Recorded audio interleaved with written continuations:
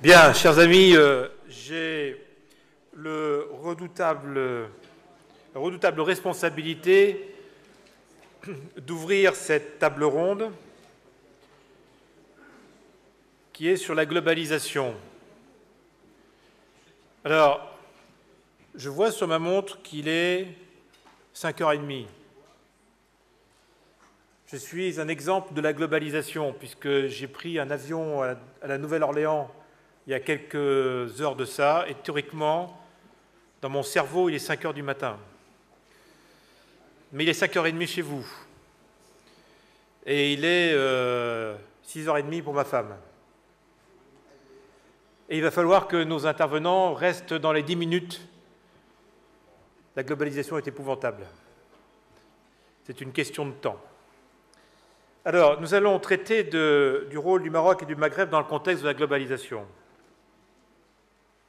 De tout ce que j'ai entendu depuis mon arrivée, je dirais, pour reprendre un peu les propos de notre ami l'ambassadeur, il est évident et nécessaire de faire converger à l'horizon 2030 les intérêts du Maroc, de l'Algérie, de la Tunisie, de la Mauritanie, de la Libye, pour faire émerger un grand Maghreb. Mais ce n'est pas le cas aujourd'hui. Et je crois qu'il convient de s'interroger d'abord sur les problèmes de méthode, sur le cheminement à adopter pour faire en sorte que ça se produise, ce rêve de Grand Maghreb, et surtout sur les priorités à prendre en compte pour atteindre cet objectif. Dans un contexte qu'on baptise ou on dénomme la globalisation. Alors sur la globalisation, j'aimerais juste vous donner un petit peu mon sentiment, parce que moi je l'ai vécu au sein de grands groupes internationaux. D'abord, c'est quelque chose ce terme-là est un terme qui est récent. Je crois qu'il ne faut pas trop se laisser piéger par les sémantiques de notre période. C'est un terme qui est très récent, qui date des années 60. Celui de mondialisation est encore plus récent. Il est né essentiellement sous l'effet des anciens tiers-mondistes qui se sont reconvertis en antimondialistes à la fin du XXe siècle pour devenir des altermondialistes avec l'arrivée du XXIe siècle. Pour beaucoup, la globalisation concerne essentiellement des dimensions économiques et technologiques et souvent confondues avec l'arrivée de cette société de la connaissance qui modifie en profondeur les frontières des échanges commerciaux et humains au niveau international. Je pense que nous sommes face à des modes de représentation essentiellement véhiculés par, je dirais, par l'Occident ou par une certaine vision des modèles occidentaux au niveau mondial. Et je parlerai surtout de tout ce qui se passe autour de la financiarisation de la planète, voire de cette consommation effrénée qui se situe, je dirais, un petit peu en amont et en aval de cette globalisation. On pourrait penser qu'avec la globalisation, eh bien, il n'y a plus de problème, tout est standardisé et les notions de territoire s'effacent, les notions de conscience nationale s'effacent, les notions d'appartenance ethnique, voire clanique, s'effacent, et que tout le monde devient, je dirais, entre dans un modèle parfait, qui est presque celui de la fin de l'histoire de Fukuyama ou de United Color of Benetton, pour reprendre de grandes marques au niveau international. La réalité et l'examen de la réalité que je côtoie sur le terrain et l'examen de l'actualité nous obligent à relativiser cette vision unilatérale de l'histoire et à admettre le retour d'une certaine effervescence avec des jeux d'acteurs imprévisibles, une vitesse dans les opérations et les transactions qui sont sans précédent. Et je crois que la globalisation n'a pas réduit en profondeur les questions identitaires et les problématiques de leadership régionaux en les enfermant dans ces standards. Bien au contraire, elle les a exacerbés. De plus en plus, nous voyons une radicalisation ici ou là de phénomènes identitaires, et elle offre désormais à tous les acteurs de la vie mondiale la possibilité de positionner différemment le rôle de chacun, à condition de savoir en assumer les contraintes et les opportunités. Alors, ce que je vous propose en introduction, c'est de vous évoquer ce qui, pour moi, dans ce contexte de globalisation, est significatif, tant sur le plan défensif que sur le plan offensif pour cette grande région du Maghreb et en particulier pour le Maroc. Si je vous dis ça, c'est parce que j'ai la conviction que le Maghreb et entre autres le Maroc sont entrés depuis quelque temps dans l'œil du cyclone et pour une période assez longue et assez sensible. Et je pense qu'en même temps, la région est au carrefour de grands rendez-vous historiques. Nous sommes confrontés à une forme de dialectique infernale où l'ensemble des pays sont au milieu de ces deux mouvements de fond et qui sont portés par la globalisation avec une place singulière pour le Maroc. Et je pense que tout ceci impose un travail de lucidité auquel je vous invite dorénavant. Tout d'abord, je voudrais revenir sur la dimension sécuritaire qui a été un petit peu évoquée tout à l'heure, parce que je pense qu'on peut réfléchir à 2030 et avoir des approches très vertueuses de l'espace-temps stratégique du Maghreb. Mais pour moi, il est quand même soumis à des nouveaux modus operandi qui modifient complètement les termes de la sécurité tels qu'on l'a connu jusqu'à présent. Jusqu'à présent, le Maghreb devait faire face à 4 espaces-temps stratégiques. Bon, je pense que vous les avez évoqués. Il y en a un qui est avec le bassin euro-méditerranéen, essentiellement pour moi en termes de sécurité sociale, parce qu'il y a quand même des migrations assez importantes entre le Maghreb et l'Europe dans ce domaine-là, économique et institutionnel, notamment avec l'avenir de l'Union européenne. Je ne pense pas que la réalité de cette sécurité du bassin euro-méditerranéen se situe sur le plan militaire, et encore moins sur le plan diplomatique, vu le niveau d'inconsistance de l'Europe à l'heure actuelle. Il y a ce qui se passe avec les rivages américains, notamment en termes de sécurité financière, monétaire et militaire, du fait de la surpuissance américaine dans tous ces domaines, et encore pour quelque temps. Il y a ce qui se passe avec le monde arabo-musulman, notamment en termes de sécurité énergétique, et je dirais aussi identitaire, puisqu'il y a quand même la question de l'islam en arrière-plan. Et puis il y a ce qui se passe avec le continent africain, ça c'est les termes de la sécurité tels qu'on les connaît aujourd'hui, notamment en termes de sécurité démographique et immunitaire. Je vous rappelle que l'Afrique, en horizon 2030-2040, c'est 1 milliard d'individus, avec aujourd'hui un PNB qui est l'équivalent du quart de celui de la Belgique. Moi, ce qui m'interpelle aujourd'hui, ce sont 3 choses sur lesquelles je pense qu'il ne faut pas que vous soyez naïfs sur le moyen terme. La première, ce sont les nouvelles formes de terrorisme qui déstabilisent tout autant l'Europe, le continent nord-américain que le monde arabo-musulman et l'Afrique. Les 4 axes que je vous ai cités sont aujourd'hui dans l'œil du cyclone de cette menace terroriste. Cette menace se nourrit d'une crise identitaire au sein d'un islam qui trouve au Proche et Moyen-Orient les sources d'une radicalisation certaine. L'amiral Langsad en a parlé, je pense qu'on ne peut pas faire l'impasse d'un raisonnement dur sur les prochaines années qui pourrait complètement obérer un avenir, je dirais, prospère et serein pour le Maghreb. Les réseaux djihadistes ciblent certes les sanctuaires occidentaux, se diluent et se développent au sein des contradictions européennes, mais se répandent via le Sahel et déstabilisent en profondeur l'ensemble du Maghreb. Ça a été dit tout à l'heure, je pense que ça fait partie des dimensions qu'il faut intégrer dans le raisonnement, et de tous les risques, l'actuelle fragilisation du Sahel, qui est utilisée par les réseaux salafistes, notamment pour répandre la terreur tant en direction de l'Afrique noire, avec l'affaire du Darfour, que vers les pays du Maghreb, les actions du GSPC, est la plus dangereuse et la plus immédiate. Elle peut obérer durablement la stabilité de la région et l'enfermer dans des spirales chaotiques qui seraient dramatiques pour l'avenir du Maghreb, et par effet collatéraux pour tous ses voisins et partenaires. Dans ce domaine, l'Europe serait la première victime de ce fléau, et l'Afrique subsahélienne deviendrait une zone d'instabilité chronique et dangereuse pour la stabilité mondiale. Je pense à des pays comme notamment le Nigeria ou le Golfe de Guinée. C'est la première chose. La deuxième chose, c'est une nouvelle forme de confrontation commerciale qui passe par d'autres circuits économiques que ceux du commerce international. J'ai entendu tout à l'heure parler de l'OMC. Moi qui ai travaillé dans des grands groupes internationaux, je peux vous dire que l'OMC, c'est gentil, mais ça se contourne à droite, à gauche, dessus, dessous.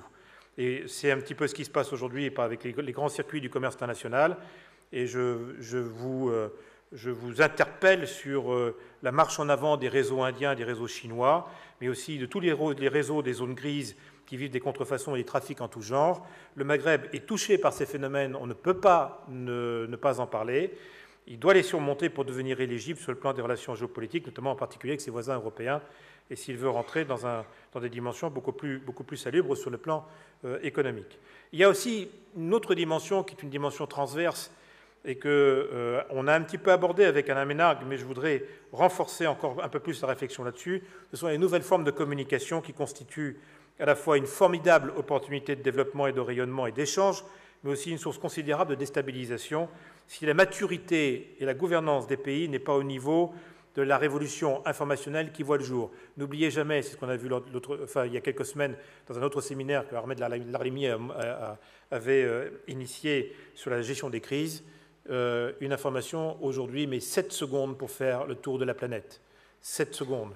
Il n'y a aucune ligne Maginot qui aujourd'hui arrive à endiguer les flux de transactions d'informations qui passent par Internet. Alors, quand je regarde ces différences impondérables en termes sécuritaires, en termes, je dirais, un petit peu défensifs, je m'interroge sur plusieurs questions de fond. Je pense que nos invités vont essayer d'y répondre. C'est quel pourrait être à moyen terme le niveau de déstabilisation du Sahel et quel est l'état réel de la menace terroriste sur les régimes du Maghreb. Je vous rappelle, ça n'a pas été évoqué, mais pour moi qui suis de l'extérieur, pour moi le Maghreb c'est un jeune roi et un certain nombre de leaders qui sont en fin de parcours. C'est un ensemble en termes de gouvernance qui est d'une très grande fragilité et personne ne se pose la question d'un degré de résistance des régimes par rapport, je dirais, à l'état de ces menaces. Quel serait l'état de la coopération euro-méditerranéenne et nord-atlantique sur ces questions de sécurité et quelle est la détermination des principaux alliés ou adversaires du Maroc sur ces questions sur les 30 ans qui viennent? Imaginons qu'on ait une déstabilisation majeure de l'ensemble de la région. Est-ce que les Américains, est-ce que les Européens seront prêts à se battre pour vous et à vous aider pour surmonter ces dimensions? Je pense que c'est des vraies questions. C'est des questions qui font mal, mais c'est des vraies questions qu'il faut se poser et ne pas attendre 2030 pour réécrire l'histoire. Et comment resituer dans ce cadre-là la question du Sahara occidental par rapport à ces enjeux et quelles initiatives stratégiques le Maroc pourrait-il prendre, bien au-delà des actions actuelles que l'on connaît et ou les blocages juridiques qu'on a évoqués tout à l'heure. Par rapport à ces trois grandes préoccupations, je pense qu'il faut aujourd'hui réfléchir et mettre en place d'autres modes de coordination pour lutter contre toutes ces différentes menaces et de coopération pour inventer des solutions. Retenez ces deux mots, coordination, coopération. Si je prends l'autre versant, c'est-à-dire le versant, je dirais, plus offensif, moins défensif, mais plus offensif, je dirais quels sont un petit peu, sur quel niveau d'enjeux de prospérité, plutôt que d'enjeux sécuritaires, d'enjeux de développement et de rayonnement, nous pourrions situer l'ensemble de la région. Quand je regarde la plupart des pays en émergence aujourd'hui, ils oscillent tous entre les modèles économiques sociodémocrates européens ou libéraux anglo-saxons. Mais tous sont dans le sillage des modèles occidentaux. Si je mets dans une projection d'un Maghreb 2030 et au regard de tout ce qui était un petit peu évoqué ce matin, je dirais qu'il est indispensable de réfléchir d'autres stratégies alternatives qui tiennent compte du patrimoine culturel identitaire et de l'authenticité des pays de la région, pour soutenir leur développement tant économique que social. Dans ce domaine, le Maroc, de par sa géographie et son histoire, a toujours été un modèle de gouvernance à part, qui est intéressant à plus d'un titre en termes de légitimité et d'affirmation d'autorité politique, que par sa capacité à s'appuyer sur de fortes identités locales pour travailler la singularité de sa marque au niveau international. C'est ce problème, cette question de marque au niveau, je dirais, de la puissance régionale qui se pose aujourd'hui pour l'ensemble de la région. Comment, aujourd'hui, le Maghreb peut-il positionner sa valeur ajoutée, faire émerger à la fois ses domaines et ses pôles d'excellence? Doit-il adopter une vision radicale de la compétition mondiale et adopter les règles des zones émergentes, en faisant comme les pays de l'Est, certains pays d'Amérique latine, ou des pays du Sud-Est asiatique, pour faire face au choc des puissants, en pratiquant le dumping social, ou alors est-ce qu'il faut plutôt essayer d'inventer d'autres stratégies de coopétition plutôt que la compétition bête et méchante, intelligente et subtile, comme le font certaines régions du monde, autour de clusters innovants et entreprenants. là-dessus, je pense, et je l'ai dit à plusieurs reprises, je pense que vous auriez intérêt à aller voir ce qui se passe au Canada, ce qui s'est passé au Canada, ce qui se passe à Singapour, à Dubaï, à l'île Maurice ou dans d'autres régions. Est-ce qu'il n'y a pas d'autres aussi stratégies de développement à imaginer sur ce que j'appelle les maillons faibles qui entourent le Maroc et qui pourraient faire émerger une signature un peu particulière? Je pense notamment à l'Afrique subsaharienne et à des nouvelles logiques de co-développement. Et dans ces nouvelles logiques de co-développement, je n'y vois pas simplement que de l'injection de moyens financiers ou de moyens technologiques. J'y vois surtout une ingénierie de l'éducatif, avec notamment un enjeu qui a été évoqué tout à l'heure, mais que je n'ai pas entendu jusqu'à présent de façon très, très affirmative, qui est celui de l'alphabétisation du continent africain et de, je dirais, la déclinaison de toute la société de la connaissance et de la société, je dirais, de l'information et de la communication dans laquelle nous rentrons vis-à-vis de ce continent d'1 milliard d'individus qui, s'il n'est pas pris en main à un moment ou à un autre, deviendra extrêmement critique pour, je dirais, pour l'émergence de cette région. Puis, je dirais, quelles sont aujourd'hui, derrière ces questions de coopétition et de co-développement, les nouvelles architectures qu'il faudrait mettre en place entre le Maghreb et les grandes organisations internationales et non gouvernementales sur tous ces sujets pour initier des processus qui soient moins macropolitiques ou moins macroéconomiques, moins vertueux et virtuels, et plus décentralisés, par exemple autour du microcrédit, plus efficaces autour de joint venture, par exemple avec les grands groupes internationaux, ou des tissus économiques locaux pour créer des initiatives beaucoup plus compétitives qu'elles ne le sont aujourd'hui, et à la fois beaucoup plus durables, et je reviens sur la formation professionnelle des jeunes. Bon, par rapport à tout ça, je pense qu'il faut poser véritablement la question de la gouvernance. Vous avez devant vous des jeux multipolaires qui sont en train de se mettre en œuvre, avec des monstres économiques, je pense à la Chine, à l'Inde, à l'Union européenne, aux États-Unis, etc., qui vont occuper des masses critiques assez incontournables.